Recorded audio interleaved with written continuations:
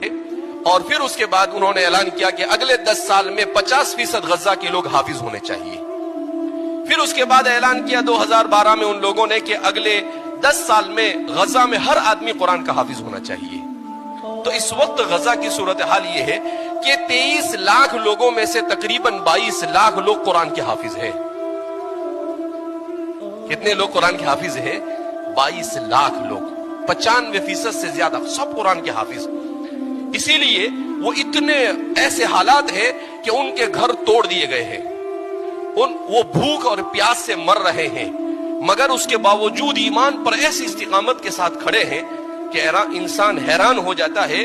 Europe میں ہزاروں لوگ ان کی اس استقامت کو دیکھ کر اسلام میں داخل ہو رہے ہیں۔ وہ کیا کہتے ہیں؟ اے اللہ میری اولاد فدا ہے، میری جان فدا ہے، اے اللہ میرا سب کچھ قربان ہے، بس تو راضی ہو جا۔